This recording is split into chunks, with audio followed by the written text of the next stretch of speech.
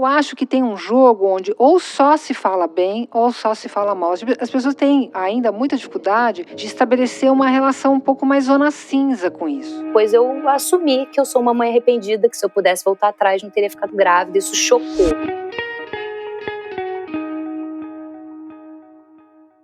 Este episódio do Desenrola é patrocinado por Neutrogena Sunfresh. Com Neutrogena, você mantém a pele protegida o ano todo. Se a ideia é ouvir esse episódio dentro de casa, não esqueça que o protetor solar segue sendo indispensável, viu? O Neutrogena Sunfresh Dan Care, além de oferecer alta proteção para o rosto, também conta com o poder de ação antioxidante da vitamina C e toque seco. Agora, se preferir colocar um fone de ouvido e sair por aí, proteja também o corpo com Neutrogena Sunfresh, que hidrata com um toque seco e tem a textura ultra leve. Dentro ou fora de casa, o importante é cuidar da pele e sempre buscar o lado solar da vida.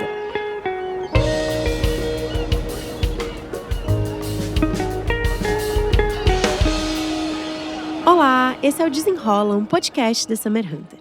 Eu sou a Dandara Fonseca e toda semana a gente vai trazer aqui assuntos que você nem sabia que eram tão importantes para a tua vida. Sempre de forma solar, descomplicada e na companhia de gente que sabe do que está falando. A pergunta de hoje é difícil e precisa ser respondida de forma honesta. Você já se arrependeu em algum momento de ser mãe? Ou então se sentiu culpada por não querer ter filhos? A gente vive em uma sociedade marcada pela maternidade compulsória. São várias as estruturas e práticas sociais presentes no cotidiano que levam nós, mulheres, a acreditar que ser mãe é não só óbvio, mas o caminho certo a ser seguido. Não à toa, a afirmação "eu não quero ter filhos" ainda costuma vir acompanhada de "por quê?" e "você não vai se arrepender quando for mais velha?". Além dessa imposição, existe uma romantização em torno do maternar. É como se fosse uma obrigação de todas as mulheres amar essa função, o que está longe de ser realidade. Afinal, essa não é uma tarefa fácil, especialmente em um mundo onde o trabalho do cuidado recai de forma muito, mas muito mais intensa sobre as mães. Vencendo esse enorme tabu nos últimos anos, o maior número de mulheres vem afirmando que, por mais que amem seus filhos, não gostam de ser mães, ou seja, em alguns, ou na maioria dos momentos, não curtem o papel da maternidade da forma que ele se impõe hoje na nossa sociedade. Você já refletiu de onde vem o seu desejo de ser ou não ser mãe? Esse cenário mudaria se você tivesse as obrigações e responsabilidades de um pai? Como fazer para que cada vez mais mães arrependidas se sintam acolhidas? Para falar sobre esse assunto, está aqui no Desenrola a atriz Carla Tenório. Mãe da Flor, de 13 anos, ela é criadora do perfil e da peça Mãe Arrependida, onde, dentre outras coisas, fala sobre a desconstrução social da maternidade compulsória. E tem sessão no Rio ainda esse ano, né, Carla? Tem sessão dia 25 e 26 de novembro. Tô super feliz no Teatro Prudential. É o 4º teatro esse ano no Rio. Tô feliz mesmo. Os ingressos estão vendendo pelo Simpla. E vamos nessa, falar sobre esse assunto. Demais. Participa dessa conversa também a psicanalista, mestre e doutora pela USP, Vera Iaconelli. Mãe da Gabriela e da Mariana, ela é colunista da Folha de São Paulo, diretora do Instituto Gerar e autora de vários livros, sendo o mais recente o Manifesto Antimaternalista, Psicanálise e Políticas da Reprodução. Vera, obrigada por estar aqui no Desenrola. Eu que agradeço o convite, o prazer de estar de novo com a Carla, te conhecer, Dandara, muito legal. Vamos falar desse papo que é quente. Bora lá. Bom, para começar, como eu falei aqui na intro, eu acho que a gente sabe, né, de que a maternidade compulsória é algo muito real na vida das mulheres, né? Vocês sentiram essa pressão antes de ter filhos? Como que foi essa relação para vocês? Bom, senti, né, desde sempre. Eu casei ali, depois de uns 3 anos começou a ficar chato, porque o que vai acontecer? Mas eu sempre fui selvagem, sempre fui disruptiva, então eu sempre falava assim, dane-se a pressão, não vou ter, eu sou selvagem, eu não preciso, eu quero fazer sucesso, eu sou egoísta demais. Mas eu sentia essa pressão antes de virar o jogo e ficar grávida. Uhum. Sentia bastante. Eu acho que eu tô numa fase um pouco anterior que a Carla, pela nossa diferença de idade, e eu nem percebia que era uma pressão, era uma coisa natural que nem luz elétrica, ou seja, não é nada natural, mas parece que, porque está lá desde sempre, né? Então, essa questão que coloca junto a mulher e a maternidade estava colocada para mim desde sempre. Aí depois, ficando um pouco mais velha, casando, me tornando feminista, enfim, eu fui pondo isso em questão. Mas eu tinha um desejo genuíno mesmo de ser mãe. E aí eu me tornei mãe. Mas essa pressão era onipresente. Não, você tinha que tinha que dar uma recuada para percebê-la até. Porque ela estava colocada, né? Era como se fosse o caminho natural mesmo das coisas. Totalmente, assim, se você não fosse mãe, seria uma espécie de aberração, né? Mas eu já me questionava, eu não pensava muito em casar, não pensava em ter filhos, mas depois casei e percebi que queria muito ter filhas, né? Então, mas a pressão era onipresente. Acho que ela ainda em algum nível, né? Acho que em algum nível. Muito. Nossa, a maternidade compulsória ainda eu falo que é o chip, né? Ancestral, tá no chip, tá entranhado no chip da alma, né? Como alguma coisa que você não percebe que não é natural. Não, né? Acho que o que não tem hoje, tanto como a gente gostaria, é a percepção de que não está dado pela natureza, né? Que é uma construção, né? E também o sinônimo de maternidade compulsória é escolha ilusória, né? Que aí traz um pouco mais do que realmente é esse assunto. Nossa, total, porque eu fiquei pensando, né? A gente sempre vê, às vezes, crianças até, né, adolescentes falando, desde pequenas, eu quero ter filho, eu quero ser mãe. Ou algumas meninas que desde muito novas falam, não, eu não quero ter filho. Mas aí eu fiquei pensando também de onde vem, né, esse desejo. O quanto é nosso mesmo ali, quando você tem, sei lá, 15, 14 anos falando isso. E o quanto não é imposto pelo nosso ambiente ali, né, em volta. Eu diria que tem várias coisas que conjugam aí, né? Tem uma pressão social, tem uma confusão entre ser mulher e se realizar como mãe. Você só se torna mulher se você se tornar mãe, umas pataquadas assim, culturais. Mas a gente não pode esquecer que quando você é criança, os teus modelos são pai e mãe. E eles se tornaram pai e mãe. Então, tem em algum lugar, se identificar com a paternidade, a maternidade dos seus pais, faz parte. A questão é que isso que está lá no começo, que são as brincadeiras de boneca e boneco e seja o que for, você pode dar um outro destino para isso. Você pode transformar isso em outra criação, né? Assim como eles criaram a gente pode criar outras coisas. A questão é que vai afunilando para a ideia de que a gente, de fato, tem que se tornar pai e mãe. Né? Mas eu acho que tem algo genuíno de uma criança vendo os pais e querendo imitá-los, né? E tem também a camada que é o que eu trago muito na peça e o que eu falo muito na página, que é a camada da construção social mesmo, desde tipo um exemplo, que eu sempre trago, 2 exemplos. O Jean-Jacques Rousseau, que fez uma contribuição maravilhosa, né, na filosofia, mas ao mesmo tempo ele escreveu aquele livro, Émile, que coloca a Sophie como aquela mulher submissa, que nasceu para servir os filhos e o marido. Aí a pessoa fala assim, mas o que tem a ver? Tem a ver que o Napoleão Bonaparte adorava ele, leu esse livro e botou no Código Civil, autorizou, sancionou lá a autoridade do marido. Isso está no livro da Elizabeth Badinter.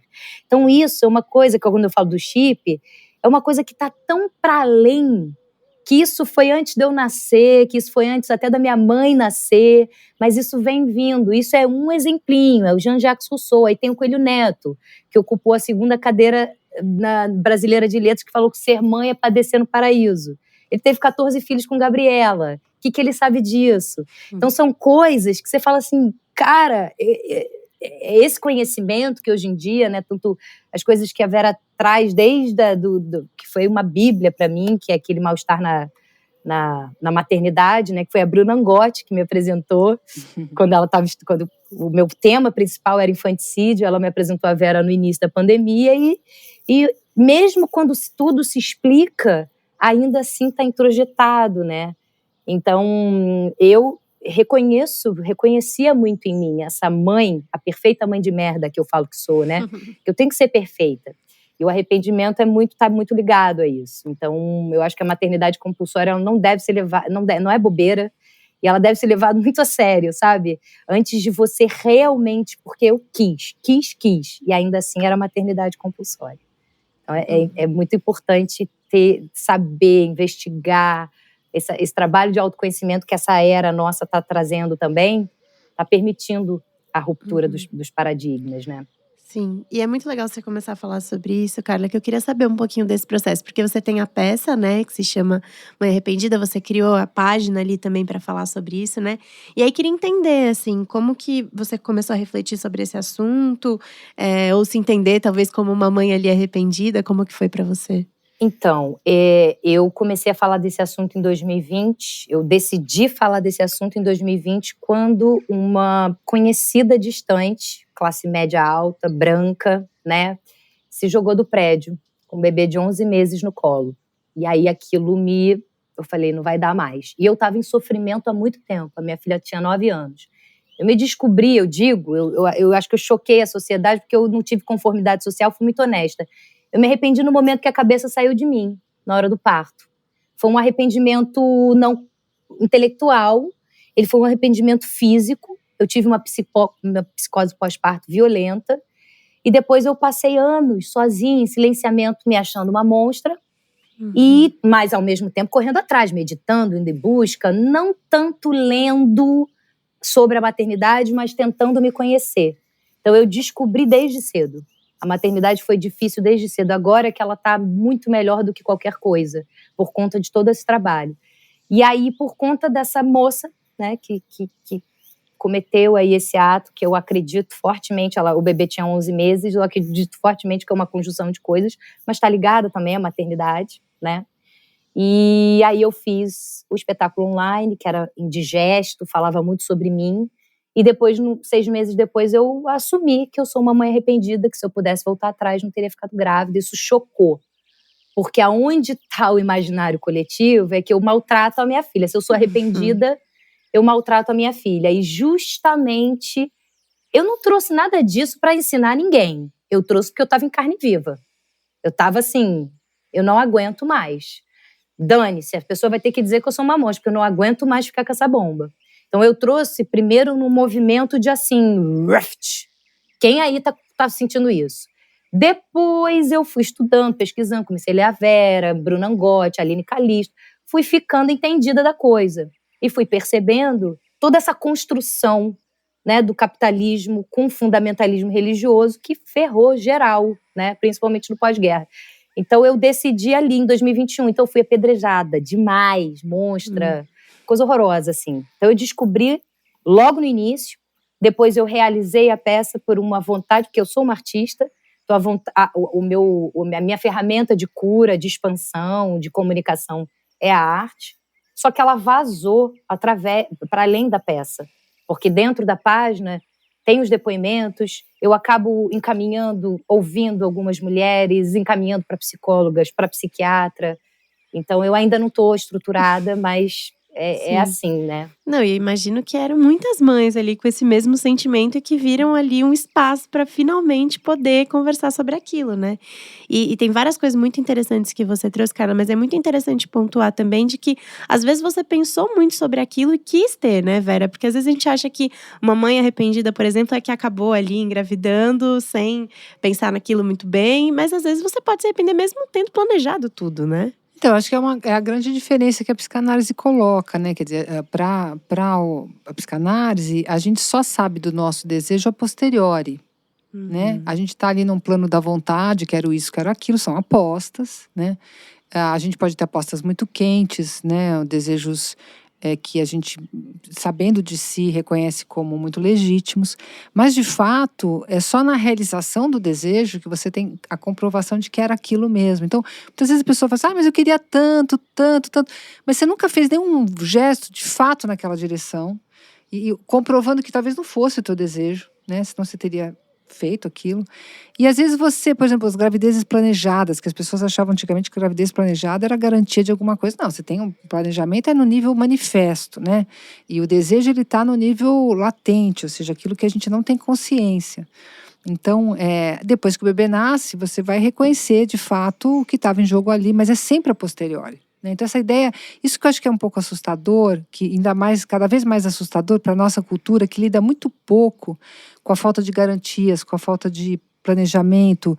E o inconsciente não tem garantia, não tem planejamento, ele pode revelar o oposto daquilo que você levou a vida inteira para construir.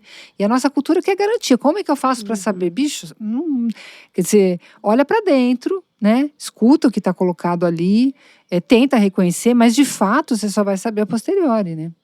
E vale dizer que eu planejei 1 ano, gente, eu planejei. É por isso que também é importante isso que ela traz, né? Que, caraca, é verdade, a gente só percebe depois.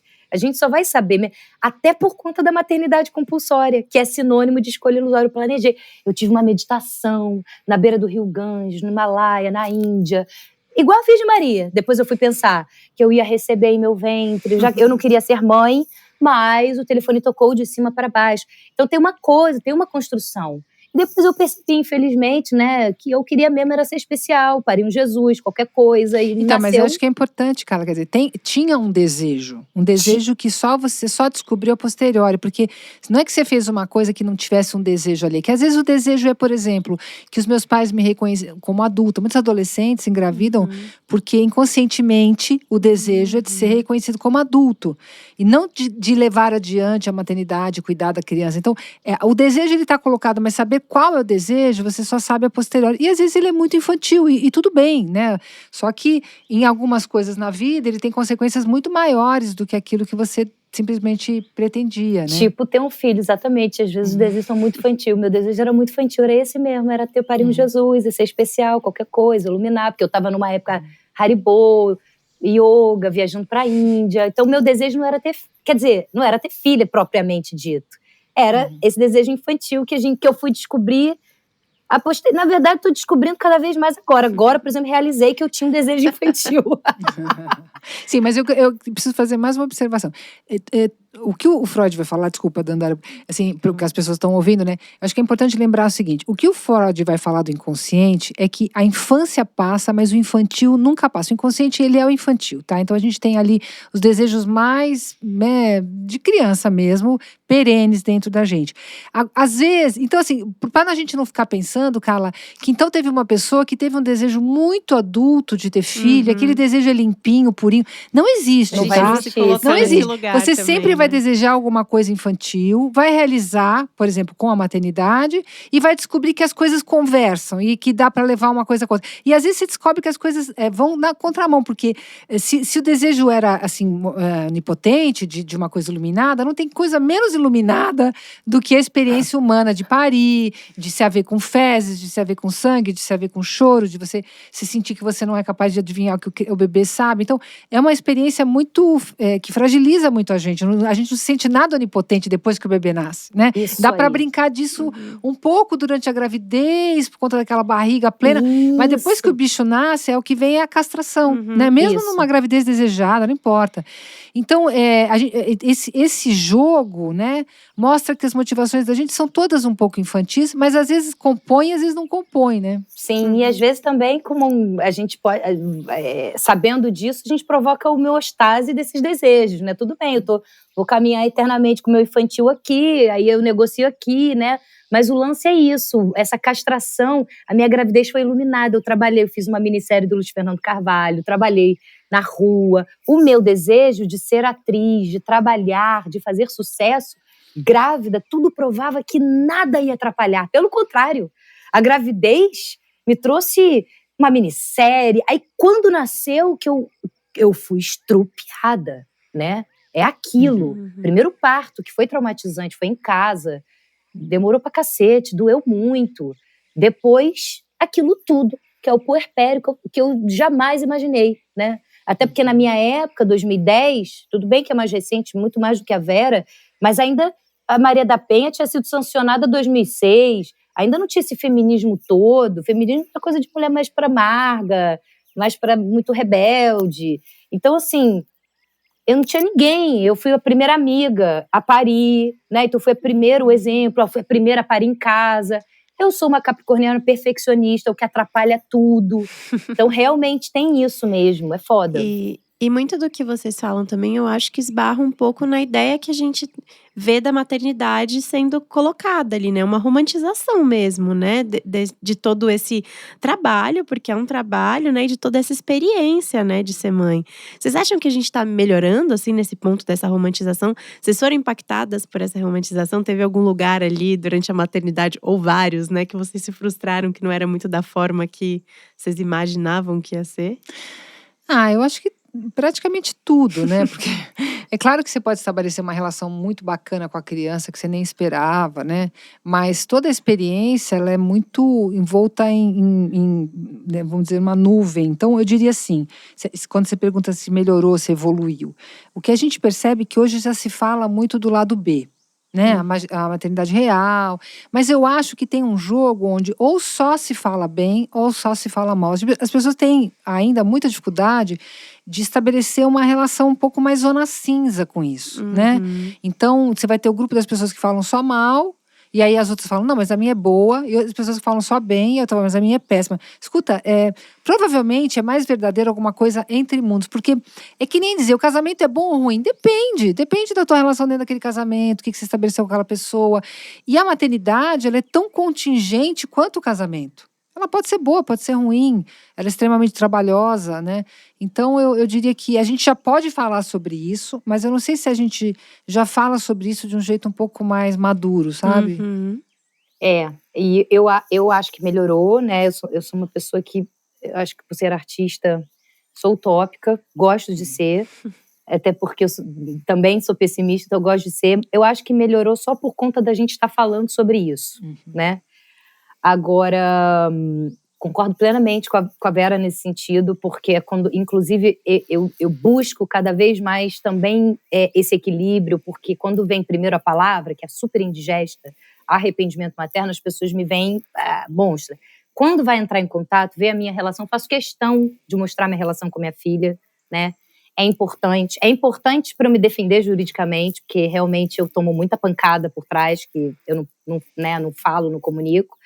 E é importante porque eu não sou contra a maternidade, eu sou completamente apaixonada pela minha filha, eu odeio a função, eu odeio como a sociedade me coloca e como eu não consegui quebrar o meu sistema interno de perfeccionismo. Eu quis agradar a sociedade, porque assim, na verdade, eu acho que a mãe não é arrependida quando ela é mais, foda-se, sabe? Quando ela é mais do jeito dela, quando ela exerce a maternidade de forma possível. Eu sou a mãe excelente, como eu falo, perfeita mãe de merda, que eu tô sempre querendo agradar. Então, eu entrei literalmente nesse escopo da mãe, né? Então, eu acredito que eu tenho falado muito sobre não sou contra a maternidade, a minha filha me transformou, não era nada antes dela, porém, é importante trazer essa discussão para que as mulheres não continuem entrando na maternidade dessa forma totalmente sem saber. Inclusive, tem gente que estranha quando eu falo assim, não tô fechada para balanço não, tenho 41, mas talvez eu ainda tenha mais um. Mas então cai por terra todo o seu discurso. Eu falei, sinto muito, eu vou decepcionar todo mundo, porque eu não vim aqui para encaixar, né? Acho que tem essa ideia de linearidade, né? Enfim, é isso, né? Pensar que ou você gosta de ser mãe, ou você não gosta. E não de que tem momentos e tem situações que são muito complicadas. E tem outras que podem ser muito prazerosas, né? Às vezes as pessoas falam essa coisa do arrependimento, né? Perguntas se se arrepende. Depende da hora do dia, né, sabe? Exato. Porque também faz supor, né, que o arrependimento é total e que o não arrependimento, a convicção é total. Eles fazem a gente passar por tamanhos sofrimentos e não porque queiram, mas simplesmente porque eles existem e são muito preciosos e eles dependem de nós e podem faltar e podem morrer e aí vai pra balada e não avisa que horas volta e aí você não sabe o que aconteceu. E, enfim, você passa muito sufoco, né, nesse lugar e nessa hora você se arrepende, você fala, por que eu fui inventar de ter filho, entendeu? Esse cara. E as milhões de queixas que a gente tem porque eles dão muito trabalho. É uma forma de arrependimento, não total. Eu, quando olho para trás, eu percebo claramente que eu precisava ter as minhas filhas, porque eu tinha um monte de coisa para resolver que eu acabei resolvendo nesse trabalho dessa maternidade, que eu queria muito. Para mim, se confirmou o desejo, né? Então, nesse sentido, eu não arrependo. Mas eu me arrependo em vários momentos do dia a dia. Né? Eu acho que é importante, assim como você é uma pessoa que se arrepende de ter feito esse processo, mas com certeza, né, Carla, você vai contando de vários momentos muito legais com a sua filha também. Isso, quer dizer, nossa, aí a total. gente tem que começar, e eu acho que isso assusta as pessoas mais do que tudo. O fato da gente não poder dizer é isso ou aquilo, tá certo ou tá errado, a pessoa é bacana ou a pessoa é escrota. Gente, não, é sempre muito mais complicado do que isso, é sempre muito mais interessante, e ninguém precisa ficar assustado, porque o medo é olhar para dentro e perceber essas ambivalências, perceber perceber essas incoerências, perceber que a gente não tem essa consistência toda nesse lugar. Eu acho que é isso, é um tabu tão grande que eu acho que as próprias mães têm medo, né, de olhar pra dentro e perceber, putz, será que se eu olhar demais ali eu vou me arrepender também em alguns momentos do dia, né? E aí eu acho, Carla, que você falou um pouquinho dessa sua relação com a sua filha, né? E eu imagino que grande parte desses julgamentos venham daí também, né? De tipo, ai meu Deus, imagina a sua filha ouvindo isso, não sei o quê. Que eu já vi alguns comentários assim, imagino que você tenha visto numa quantidade muito maior, né? Muito. E aí, você já conversou sobre isso com a sua filha? Assim, como que é essa relação com essas duas Com questões? certeza. Eu acho impressionante como que a gente tá mesmo, né? Porque é óbvio que eu conversei com ela. Ela convive comigo 24 horas por dia, desde o dia que nasceu. As crianças são muito menos amortecidas do que os adultos, porque os choques de dor, de humilhação, ainda não chegou, né? A gente vai tomando na cabeça e o desafio é chegar ao fim da vida com o coração aberto, sem amargar. E a criança, ela tá com tudo gigante. Então, assim, a minha escolha de falar com ela foi justamente para incluir ela nesse processo e dizer, presta atenção, a culpa não é sua. Você é o canal que me faz sofrer, sinto muito, porque a maternidade, ela tá desse jeito. A mamãe faz a maternidade a mamãe quer agradar todo mundo, a mamãe quer mostrar que é perfeita, a mamãe não tem emprego por causa disso, por causa daquilo, outro, mas a culpa não é sua. Então, para eu dizer para ela que a culpa não era dela, eu precisava incluí-la no debate, né? Então, quando ela tinha 9 anos, eu comecei a conversar. Sabe esse sofrimento que a mamãe tem? Sabe essa coisa que a mamãe chora? Então, fui conversando do meu jeito. E aí, o que acontece? A criança, ela precisa de afeto. Aí precisa de comida, né? Educação, aquelas coisas. Majoritariamente, afeto, educação, afeto. Ela tem de mim. Então, o fato de eu falar que eu odeio, que isso não tira toda a atenção, todo o afeto, todo o amor que eu tenho por ela.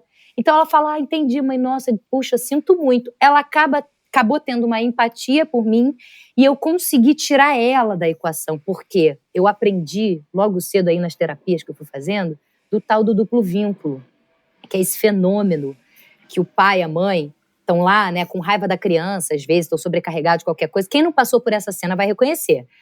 Aí a criança fala assim, mãe, tá tudo bem? Não, tô estressada, com raiva. Mas é comigo? Aí a mãe fala assim, não é com você não. Mas a pessoa mente. O que acontece? Aquela criança, ela cresce com a sensação com a desconexão. A sensação que ela tem não é verdadeira, porque Deus, que é a mãe, que é o pai, disse que ela tá errada em relação aos sentimentos dela. Aí ela cresce e gera aquela síndrome da impostora, não sabe o que pensa, confusão, se sabota. Então eu falei, não, peraí, vai doer, mas é melhor que ela cresça com a verdade, porque a nossa relação é uma relação de confiança. Eu sou uma educadora, eu não sou permissiva, eu não tenho essa moda aí da permissividade dessa nova era, mas nós andamos em paralelo. Né? Eu agora sou a tutora dela, mas daqui a pouco ela pega e se responsabiliza pela vida dela. E nisso eu também libero ela para não me amar incondicionalmente, para não me render à mãe universal. Eu não sou uma mãe universal. Nós não seremos amigas se a gente não alimentar diariamente esse relacionamento. Eu não quero que ela me renda a obediência e me visite nos natais e me ligue se a gente não estruturou isso. Então eu também libero ela. É uma liberação mútua. Então, a minha decisão de falar com ela é o oposto do que as pessoas pensam. É para tirar ela da equação da culpa. Por quê? A mãe, quando silenciada, sem cultura de saúde mental, sem ir para terapia, porque nem a terapeuta, um tabu tão grande você falar que se pudesse voltar atrás não teria ficado grávida, que nem para terapeuta, como a única interlocutora daquela mãe é aquela criança, ela joga a carga emocional de culpa em cima daquela criança cresce, cede à maternidade compulsória e gera essa culpa patológica que está tomando conta de tudo. Então, a minha decisão de contar para ela é justamente essa. Primeiro, você tem uma escolha. Segundo, a culpa não é sua. Então, assim, é lógico que isso não é idealizado, tá? Já digo logo, Salvador. Não, ela vai ter trauma, é difícil, mas a gente está lidando com a verdade. E a gente está confiando uma na outra. E hoje eu posso dizer com toda a humildade do mundo, né, porque eu sofri o pão que o diabo amassou, que a gente usufrui de uma relação que é muito boa. Né? Não deixo de castigo, não tiro o celular, bater inadmissível, nem pensar, mas não faço. Então, por quê? ela me respeita, ela entregou para mim a confiança de que eu vou educar ela, entendeu? Então é o oposto que as pessoas pensam, falar para a criança, entendeu? Nossa, é ótimo isso, porque as pessoas apontam o dedo pra julgar o quanto, sei lá, talvez a criança não se traumatize por isso, mas o quanto a gente não se traumatiza pelo caminho oposto também, né? Sim, porque aí viram esses não ditos familiares, né? Que viram malditos e maldições, né? Que a criança fica a vida inteira tentando descobrir o que esse clima que ela sente, né? Que não é, que é um clima afetivo, mas também no gestual, mas também nas histórias. Ela sente que tem um clima e ela não consegue nomear e fica batendo cabeça para descobrir o que é, né? Então, isso é uma das questões da análise, né? A gente poder desfazer esses não ditos e poder colocar na roda, porque por pior que seja uma situação, ela não dita é muito pior, né? Porque ela vai aparecer na forma de sintoma, vai aparecer nas atuações, né? Então, a gente vai tentando desvendar esses sintomas através dos não ditos, né? E assim, eu imagino que seja 100%, se não for 99%, mas como não sou mãe, quero que vocês me digam o quanto desse arrependimento e desse muitas vezes não gostar desse trabalho da maternidade é pelo espaço social, pela posição social, o que é pedido exigido quase, né, das mães na nossa sociedade, né? Enfim, essa relação do trabalho, do cuidado ser muito, muito, muito mais pesada para as mulheres, né? Enfim, o quanto para vocês esse arrependimento e esse não gostar da maternidade está ligado a isso? Acho que a gente tem que pensar assim, por exemplo, o que é a se arrepender, o que é desejar ou não desejar casar. Então, se a gente for pensar o que era casar em 1900, que era uma época no qual o pai escolhia seu marido, que tinha 30 anos mais do que você, o divórcio não estava em questão, e nem a tua orientação sexual. Você ia casar com um homem e acabou. Aquele era o casamento de 1900, vamos dizer, de uma forma meio estandardizada aqui. Então, e hoje você quer ter uma relação duradoura com alguém, você quer casar, vamos dizer. Tá, mas o casamento de hoje implica, você pode escolher em função da sua orientação sexual, você pode se divorciar. Então, não é a mesma coisa. Está casando em 1900, está casando hoje. O que é a maternidade hoje? A maternidade hoje é uma maternidade que já não te traz o status todos que trazia antigamente, que você já descobriu que não vai definir o que é ser mulher, o que não é ser mulher, que você vai ter que cuidar do seu filho e vai ter que ser provedora do lar, porque antigamente a gente se achava que o homem ia ser o provedor, hoje você é a provedora, né? Então, e é uma maternidade que não te traz mais narcisicamente os feedbacks que te trazia antes e te sobrecarrega, porque as mulheres ainda tem muitas expectativas em relação à aparência física, né? A gente não pode envelhecer, a gente não pode engordar, a gente não pode um monte de coisas físicas que os homens não têm essas pressões, né? Então, as mulheres hoje, elas rejeitam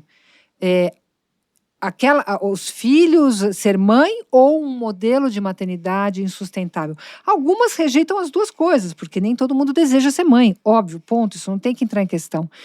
Mas dentre aquelas que desejam ser mães, né, quais é que estão rejeitando o modelo de maternidade da atualidade, né? Por isso a comparação com o casamento, né? Às vezes a pessoa até queria casar, mas eu não gostaria de estar casada hoje nessas condições absolutamente aviltantes, entendeu? E eu considero que a maternidade hoje, não para nós mulheres brancas de classe média alta, que temos uma série de condições, mas para muitas mulheres negras, periféricas, ela é uma coisa assim, tipo, ou eu ou ele. Ou eu sobrevivo, vou passar fome junto.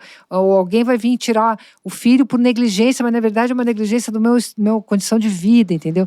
Então a gente tem ali um verdadeiro colapso da maternidade, que não dá nem para dizer, as mulheres queriam ser mães, né? Mas nessa condição, quem quer? Né? Essa é a questão, né? Eu não tenho essa estatística, mas se eu for fazer no achismo, 99,999% é construção social. Tem uma discussão no documentário que eu esqueci o nome, que é nature or nurture. Nature or nurture, né? Natureza, a gente é mais a nossa natureza ou nurture, o nosso, que a gente aprendeu com os pais, com o entorno. Aí acabou ganhando o nurture. Eu acho que é muito grande, né? O arrependimento materno, ele se dá de diversas formas. Primeiro que, assim, dentro da minha experiência, dos depoimentos que eu recebo, do que eu vivi, primeiro é importante falar também da cultura da saúde mental que a gente está agora engatinhando, e eu acho que o meu projeto Mãe Arrependida, ele majoritariamente fala da importância de se fazer terapia, de se trazer políticas públicas que coloquem no SUS terapia para todo mundo. Não é frescura, né? Esse negócio de, vai lavar um tanque de roupa suja que passa, acabou, chega disso, né? Só mulheres ricas. Entendo, só mulheres ricas ou mulheres brancas, mulheres de classe média que têm condição, então tem que ter no SUS, porque todo mundo tem subjetividade, né? Isso não é uma discussão só de mulheres brancas, porque eu fui lá pesquisar, fui lá perceber. A única coisa é que a discussão é diferente, mas eu acho que tem muito a ver com violência doméstica, tem muito a ver com abandono paterno, tem a ver com transtornos psíquicos prévios não diagnosticados, e essa é a parte que me toca. Posso dizer com certeza que se você não se cuida, não se tratou anteriormente a ficar grávida, com a loucura dos hormônios, com o puerpério, com a quebra da idealização, dá ruim mesmo, que foi o que deu comigo, que eu tive psicose pós-parto e não soube, né? Ninguém ali falava o que está acontecendo. Então, assim, tem muitos fatores, né? As mulheres pretas ou as mulheres pretas e brancas em vulnerabilidade social, tem a questão do aborto. Eu vi a Dani Sampaio, que é uma doula da Zona Sul de São Paulo, que é uma amiga minha que me ajuda muito, ela falou assim, Carla, é o seguinte, querida, às vezes as mulheres ficam grávidas para fugir do estupro do padrasto, entendeu? Às vezes elas precisam de uma libertação de um homem para ir para outro. Então tem muitos fatores mesmo, né? Tem muitos fatores. Além da maternidade compulsória, que tem a quebra dessa idealização, tem muitas outras coisas, sabe? Falta de estrutura mesmo, de conhecimento. Sim, e eu acho que é muito importante a gente falar sobre esses fatores sociais, porque tira um pouco do peso dessa culpa de a mãe achar que ela está sendo um monstro porque ela não está gostando desse trabalho, Isso sendo que aí. esse trabalho é muito agressivo hoje em dia, né? Eu gostaria de incluir na conversa também que às vezes a gente esquece que nem todas as maternidades são de genitores, né? As adoções também são projetos muito frequentemente que caem. A gente tem devolução de adoções em Isso números aí. alarmantes. Isso aí. Porque aí o projeto ainda é atravessado pela ideia, primeiro, de que você está fazendo uma caridade para a criança que não tinha com quem ficar. Então a criança vai ter que ser grata. A última coisa que uma criança é com os pais é grata, porque ela vai levar muitos anos para conseguir reconhecer o que está em jogo ali. E ela está no direito dela, né? A gente que escolheu cuidar dela, então o problema é nosso. O fato da maternidade, né, a escolha pela maternidade ou pela paternidade é absolutamente egoísta. As motivações são nossas e o problema é nosso, né? Então, nas adoções, a gente ainda vai ter falsas expectativas de pessoas que acham que vão ser melhores que as outras, porque afinal estão ajudando o próximo, enfim. Então, isso também traz muito transtorno, muito sofrimento, crianças que são devolvidas, pais que ficam arrasados, ou seja, que não deram aquele passo de fato.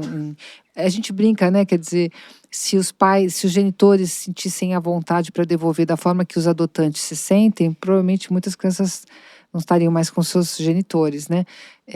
E com a entrega em adoção já é um complicador. Então, eu colocaria também na conta disso os arrependimentos dos adotantes, né? Porque a gente nunca sabe o que vai ser, só vai saber depois que tiver, né? A criança Isso ali. mesmo. Eu tive um depoimento recente de uma mulher que adotou, fez isso, né? Adotou, se sentiu super feliz por ter já adotado com 11 anos de idade, e um casal de irmãos, e tá passando pão que o diabo amassou, e falou, meu Deus do céu, não devolveu, mas assim, arrependida dos pés à cabeça. Eu consigo compreender ela, consigo compreender o casal de crianças que teve imagina, esses 11 anos anteriores. E aí agora eles estão aprontando com ela, sério, coisa grave mesmo, sabe? Drogas, violência, e ela não sabe o que fazer, mas não devolveu, não vai devolver, graças a Deus, por enquanto. E também gostaria de trazer, já que ela trouxe adoção, a maternidade atípica. É muito pouco falada, e aí é muito mais difícil do que tudo, sabe? Porque, às vezes, a mulher não, a mulher está preparada, está estruturada, né? Mas é algo que eu recebi num bate-papo, uma pessoa que foi assistir a peça, e a filha dela tem uma síndrome rara, que fica, né, não se mexe muito e tal, e ela trouxe, sabe? Ela falou, poxa, como eu me sinto invisível, como a gente não fala sobre isso. Mas é muito importante falar da mãe atípica que exerce uma maternidade atípica. Às vezes a mãe não é atípica, mas hoje em dia é tudo atípico, né, pelo jeito, porque a gente está numa situação de mundo que se você não é atípica, meu amor, você vai se tornar. Hoje eu recebi um depoimento de uma filha que está se curando, com a mãe de 78 anos, que ela falou: eu acredito que ela desenvolveu um transtorno narcisístico ao longo dos anos. Eu escrevi na legenda, eu falei: psicólogas, psiquiatras, vem aqui, é possível isso? Porque eu achei que o transtorno já viesse de fábrica, né? Aí umas estão dizendo, então, enfim, hoje está saindo esse depoimento. Então eu queria trazer também a maternidade atípica. Como que a gente cuida dessas mulheres? Como que a gente olha para elas? Como que é para elas namorar? Como que é para elas conseguir o tempo delas? Se mães, né, de crianças normais, porque não existe normal, mas assim, de crianças sem algum transtorno específico ou severo, já passa o pão que o diabo amassou, imagina a mãe atípica, né? Que políticas públicas a gente pode ter para cuidar dessas mães? Que diálogo a gente pode ter, a gente pode abrir para trazer essas mães também para o foco, né? Para o cuidado. E aí a Carla também comentou desse trabalho do cuidado, né? E aí é isso, né? Uma função muito ligada à mulher, né? E não remunerada. E que até eu acho que você coloca um pouco mais no seu livro mais recente, né, Vera? Do Manifesto Antimaternalista, que se expande para além dos filhos, né? Então, a economia de cuidados fica pro lado da mulher desde a modernidade, né? Desde a fundação da família burguesa, né? Ali século XVI, então se divide ali, a divisão sexual do trabalho é justamente essa, né? As mulheres ficam com a economia reprodutiva e de cuidados e os homens com a economia produtiva. Então o trabalho deles é remunerado e o nosso é confundido, como diz a Silvia Federici, que a gente vai recebê-la aí na Flip agora, né? Incrível. Na qual ela vai dizer que isso que se chamam de amor, eu chamo de trabalho invisibilizado, não remunerado, doméstico, né? Então, o que está colocado ali é que, estando dentro da categoria mulher, tendo ou não filhos, aí não é só a questão da maternidade, a mulher ela é a cuidadora da sociedade. Então, quando você tem 5 irmãos, você é a única mulher, teus pais ficam doentes, obviamente é você que vai cuidar. Você que vai cuidar do seu sogro, você que vai cuidar do irmão doente, você que vai cuidar dos filhos. As tuas profissões produtivas, né, aquelas que recebem dinheiro, elas são de enfermeira, de professora, né, profissional doméstica, eu diria até de profissional do sexo, porque são profissões ligadas ao cuidado, subalternizadas, mal remuneradas e que vão sendo colocadas do lado da mulher, né? Então, o problema é que as mulheres sempre conciliaram isso com trabalhos produtivos invisibilizados também, sempre trabalharam nas lavouras, nas fábricas, em outros lugares, né, nas escolas, nos hospitais, mas esse era um trabalho um pouco constrangido, né, um trabalho meio que um mal necessário, até que com a industrialização a gente vai chegando num lugar meio sem saída, no qual as mulheres realmente estão trabalhando 14 horas por dia fora de casa e as crianças estão a Deus dará. E a gente vai ter aí a mentalidade maternalista. Então, eu acho que isso vai mostrando como a gente conta uma história da carochinha, na qual, em algum momento da história, as mulheres cuidaram da casa e os homens saíram para trabalhar, né? E isso funcionou. Isso nunca funcionou, né? Então, o que eu digo, estando na categoria mulher, não importa se você tenha filhos ou não, você já vai receber menos, você já vai ser tratado de outro lugar, porque você está numa ideia de que o espaço público não é seu, porque o espaço privado é que te cabe. A gente não escapa disso não tendo filho. Eu acho que é importante lembrar disso, né? Que todas as mulheres têm que se juntar para denunciar isso, porque você não escapa só porque você não teve filho e vai sair linda. Não, você é mulher, você já vai ser tratada de um outro jeito, né? A partir Você vai ser a filha que vai ter que cuidar dos seus pais, provavelmente, com né? certeza. E vai ter que sofrer com esse E cuidado ninguém vai também. cuidar de você, né? Se juntar com a mãe de crianças que têm algum tipo de transtorno, de adoecimento, elas ficam com essas crianças, porque é isso que as mulheres fazem, sem nenhuma perspectiva de, depois de mortas, né? Essas crianças tenham quem cuide delas, né? Então, porque a sociedade é pensada como algo que, no cuidado, é sempre privado e da mulher. Nunca é ligado à sociedade como um todo, de forma coletiva, né? É sempre a mulher. Vai sobrar sempre para ela. E vale dizer também, para acrescentar, né, das não-mães, né? Que o movimento Mãe Arrependida, qual não foi minha surpresa, porque eu não tinha pensado nisso depois que fui parar. O fato de eu dizer que se eu pudesse voltar atrás não teria ficado grávida. O fato de eu trazer o debate do arrependimento e de falar, se você ceder à maternidade compulsória, não é certo, mas pode ser que você se arrependa. Isso autoriza as mulheres a dizerem, tá vendo por que eu não quero ter? Que faz crescer a geração nomo, né? Que é a geração não mãe, 37%, agora acho que está 42%. Mas, enfim, esse movimento das mães arrependidas autoriza e dá força para essas revolucionárias, porque é uma revolução não ceder à maternidade compulsória, né? E ainda tem uma outra perspectiva dessa coisa da modernidade, né? do início do liberalismo, que foi ali no pós-guerra, o início, né, de tudo, que é assim, uma coisa que eu sempre penso. As mulheres, quando alguém fala assim, né?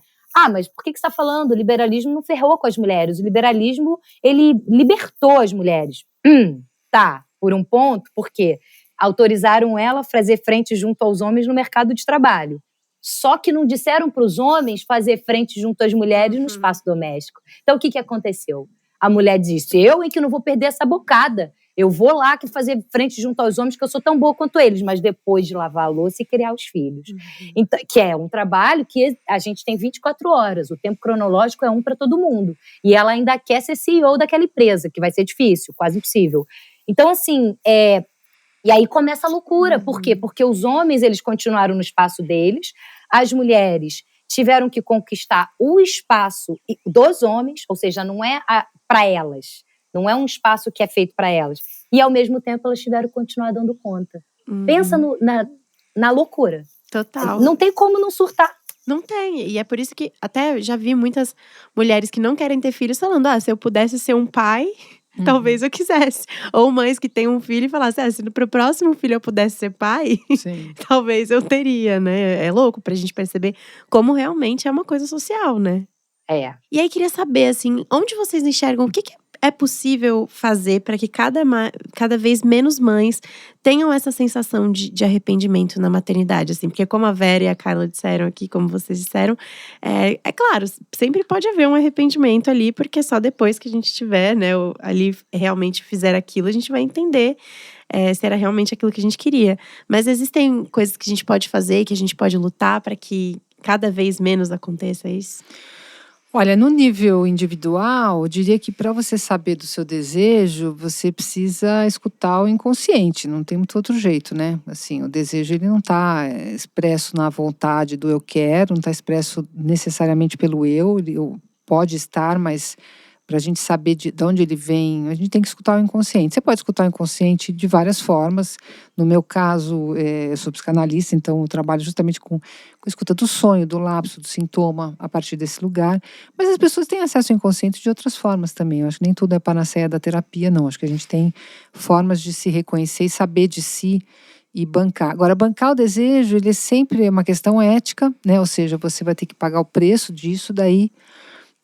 Vai ter que, por isso que a gente tem tanto medo de reconhecer o nosso desejo, porque muitas vezes porque ele não é exequível e muitas vezes porque ele vai na contramão do que é do outro e a gente tende a se alienar para se sentir amado, né? Então, eu acho que tem um trabalho e sempre sabendo, né, que a gente é estranho a nós. Então, a gente ainda pode bancar o desejo e, ao realizá-lo, descobrir que não era aquilo. E aí a gente tem uma responsabilidade ética, né? Que eu acho que a Carla traz com muita clareza, que é assim, bom, bichinho nasceu, você tem que tem que se responsabilizar por aquilo, né? Então você vai entregar em adoção? É possível. Você vai assumir e cuidar? É possível. Então, alguma coisa você vai ter que eticamente assumir uma posição ali, isso nos cabe, arrependidos ou não, né? Mas eu acho que, em termos coletivos, a gente tem um longo trabalho pela frente de mudança de mentalidade, né? Para que as pessoas possam falar sobre isso, possam cogitar, não quero casar, possam cogitar, não quero ter filhos, possam cogitar, não quero trabalhar, não quero, não quero seguir os padrões, elas possam pensar de outras formas. Agora, não existe cultura sem mentalidade, né? A gente sempre vai estar atravessado pela mentalidade e eu espero que daqui a 20 anos minhas filhas olhem para mim e falem, puxa, tem muita coisa ultrapassada aí que a gente já ultrapassou. coisa que eu nem pensava hoje, né?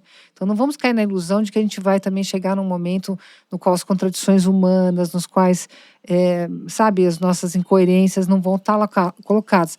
Vão estar eternamente colocadas, a gente só vai arranjando formas menos sofridas de lidar com elas, né? É isso mesmo, concordo plenamente, reitero e acredito que existem dois momentos, o antes e o depois, né?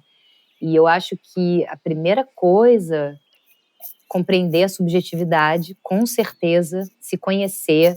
Eu sou a pessoa militante da terapia, porque eu acho que a terapia é uma coisa extremamente importante e que ainda estamos engatinhando, ainda é dito por muita gente como frescura, como desnecessidade. Para mim, terapia é a mesma coisa que fazer xixi e cocô, sabe assim? Claro, eu medito, eu fui para a Índia várias vezes, eu pratico yoga, meditação é um lugar. A gente entra em contato com a subjetividade, mas é um lugar. A terapia, é importantíssimo, gente. A roda de cura, o passe espírita, tudo isso, a religião que seja, né? Se conhecer minimamente, então anterior a isso é saber realmente que medo e desejo caminham lado a lado e entender que medo é esse do seu desejo e que desejo é esse daquilo que você tem medo, né?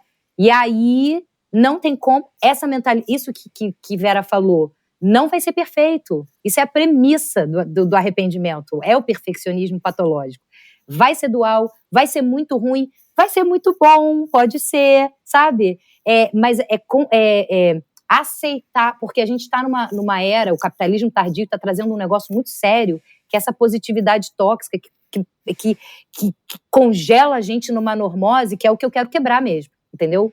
E eu não quero trazer a negatividade, eu quero trazer o bem, o amor, eu não quero envenenar nada, apesar que de vez em quando eu falo, meu Deus do céu, tá pesado. Mas é porque no meio de positividade tóxica, alguém que solte uma verdade dessa é uma monstra. A minha intenção é que a gente possa parar, vai ser quase impossível, por isso que eu sou utópica, de julgar mais, sabe? De compreender que existe uma diversidade muito grande. E a maternidade, ela é individual a cada mulher. Você vai exercer do seu jeito. E quando nascer e você perceber que você fez errado, que ferrou tudo, acabou tua vida, você está ali naquela situação que não era nada daquilo, você precisa se responsabilizar. E aí é que vem esse lugar da mãe arrependida. Vem pra cá, fala que quer matar. Pode falar que quer matar, que quer morrer, que tá deprimida. Porque falar, o oposto do que as pessoas pensam, que ficam morrendo de medo de falar dos negócios, ventila, né? Esse é a premissa da terapia. Então, assim, fala e se responsabiliza pela sua filha. E dê amor por ela. Se você sente que tá disfuncional, entregue para quem possa. Mas tente bastante, porque é possível. Vai com dor mesmo, vai com sofrimento mesmo. Não vai existir, o que eu queria dizer para quem está ouvindo, é que não vai existir esse momento que tudo vai ficar bem. Isso não existe. Isso foi vendido, sei lá, se é os Estados Unidos que vendeu isso, Yes We Can, sabe, o Benjamin Franklin, sei lá quem foi, mas assim, não vai. Então, assim, para a gente poder relaxar e aceitar que vai dar ruim, e só essa premissa, às vezes nem dá tanto ruim assim, sabe? Então, assim, poder compreender a dualidade da humanidade. A humanidade é o bem e o mal. E poder aceitar. Não significa que eu sou uma monstra e não significa que eu estou inviabilizando a vida da minha filha quando eu digo que se pudesse voltar atrás não teria tido. Pelo contrário, eu não sou narcisista a ponto de achar que a minha filha só nasceria de mim. E aí é um papo místico, transcendental, metafísico, que não cabe aqui. Mas, assim, ela existe, ela existirá e ela existiria. Entendeu? Ela veio nesse canal aqui, agora nós vamos junto até o fim, ver o que vai rolar, entendeu? Mas tem que ter afeto. E para ter afeto, você precisa tirar os pesos que estão lá dentro, oculto de baixo. E é para quem? É para a roda de cura, é para terapeuta, é para o conhecimento. Saber que o Jean-Jacques Rousseau, saber que o Coelho Neto já tira um pezinho, já tira, é tudo pra gente. Eu acho que o meu trabalho de autoconhecimento é para que a gente se livre da culpa mesmo, patológica. Olha como eu sou utópica. Eu não tentar, né, assim, tipo assim, já que é todo mundo sofrendo, vamos se aceitar, entendeu? Porque realmente essa culpa é que foi fabricada mesmo pelo capitalismo, com o fundamentalismo religioso, prende a gente de ver além, né? E de exercer uma maternidade mais leve, individual, seja lá qual for. entendeu? Bom, agora a gente vai para o quadro Summer Quest. Perguntas fixas que vamos fazer para todos os convidados que passarem por aqui com uma única intenção: te inspirar a levar uma vida leve e ir em busca do sol o ano todo. Bom, gente, para começar eu queria saber o que vocês curtem fazer para relaxar? Sexo, regular basis. Adoro yoga, faço de 2 a 3 vezes por semana. E adoro ficar em casa com amigos, bebendo, vendo filme. Não gosto de samba, hoje vou pro samba. Não sei se tem um padrão assim. Eu acho que o que me relaxa é fazer o que eu quero na hora, né? Porque às vezes eu não tô afim de samba, não tô afim de sexo, não tô afim de filme. Livros me ajudam muito, né? E eu acho que é um cardápio variado. Maravilhoso, cardápio. Adorei o sexo, concordo plenamente. Sexo com alguém que a gente gosta, né? Cara, eu gosto de ir pra praia. Eu moro numa praia, né, em Itaipu, Taquatiara, Niterói. É uma praia paradisíaca. Eu gosto de fazer trilha e gosto muito de comprar mandioca chips na Casa Pedro e ver um negócio na Netflix depois que eu produzi o dia inteiro. Eu só relaxo depois que eu produzi o dia inteiro, ligo o arzinho e como a minha mandioca chips, vendo qualquer coisa muito superficial, sabe? Muito bom. A praia mais incrível que vocês já visitaram? Difícil, né? Porque a gente tá no Brasil, né? Uhum. Então, mas a uma que me vem, talvez porque eu tô prestes para ir lá, é a Praia do Pelado em Ilhabela, em Paraty. Eu acho bárbaro lá.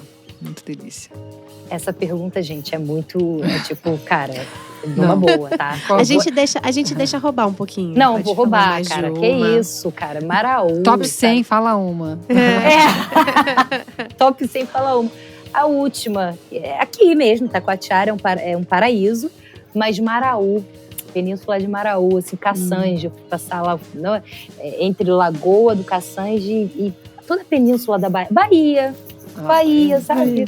Qualquer We always praia da have Bahia. Se vocês pudessem escolher um lugar do mundo pra estar agora, qual seria? Nossa, não, gente. O melhor lugar do mundo é aqui e agora. É aqui e agora. Exatamente, mesma resposta. Agora, aqui e agora. E a última é a tradução de verão perfeito pra vocês. Eu acho que seria, assim, claro, com certeza. Mar, praia, sol, livros. Eu fico o tempo todo debaixo do guarda-sol, porque eu sou muito branquela, lendo livros, com comida gostosa e com amigos. Acho que com certeza essa combinação bem brasileira mesmo, né? Delícia. Mas os livros não podem faltar. Uma praia, com certeza. É aquele ventinho que na infância eu sentia mais do que hoje. Era um vento que eu tirava uma soneca, sabe? Assim, que minha mãe me colocava ali debaixo do guarda-sol. E aí tava rolando tudo, e eu tomava picolé, me molhava toda. E aquele vento fresco do Nordeste, porque minha família é nordestina. Então, uma praia do Nordeste, com aquele vento fresco que só o Nordeste tem. E chupando picolé de uva, de manga, toda babada. E com meu namorado gato que eu amo. E com a minha filha, que eu gosto dela. Gosto dela pra cacete. Como eu sou mãe solo, a gente viajou o mundo todo juntas. Então tem que ter ela na praia, entendeu? Ainda mais agora que ela tá mais velha, tá dando menos trabalho, ela vai junto. Ai, delícia. É isso, gente. Queria agradecer demais vocês pelo papo. Se vocês tiverem algum último recadinho, falar de trabalho, do livro, da peça. Nossa, eu queria agradecer, acho muito importante falar desse assunto. Tem muitas mulheres que podem se espelhar nisso e vai ser fundamental, acho. Até para criar questões, não para aceitar tudo que a gente falou aqui, obviamente, mas para poder se questionar, para sair do lugar comum, para fazer as suas próprias questões e as suas próprias respostas. Sim, eu quero agradecer imensamente também, porque eu ainda estou numa fase da minha vida que eu acho muito incrível eu ter essa oportunidade de estar aqui falando desse assunto com a Vera, que é uma ídola. Você, que é um podcast maravilhoso, é verdade mesmo. Eu ainda estou nessa fase do deslumbramento, do encantamento, porque eu comi muita merda durante muito tempo. E eu quero agradecer demais a oportunidade de falar desse tema, porque eu ainda estou trocando pneu com o carro andando. Então, por mais que as pessoas digam, Carla, você, Salvadora, me salvou, enquanto eu vou salvando elas, vou me salvando. Então, é uma oportunidade, ainda estou aqui numa oportunidade de me curar, né? e de trazer esse tema para que as mulheres sofram um pouco menos. Todo dia eu entro em contato com muito sofrimento, que são muitos depoimentos. E o meu desejo, através desse podcast, é que ele se expanda e que as mulheres se sintam cada vez mais livres para serem do jeito que são. Demais. Obrigada, gente. Obrigada mesmo. Bom, espero que você aí do outro lado tenha curtido esse papo tanto quanto a gente. Siga o Desenrola na sua plataforma de áudio favorita, avalie o podcast, conheça o trabalho do The Summer Hunter também, para além do podcast, da Vera, da Carla. E é isso, até a próxima!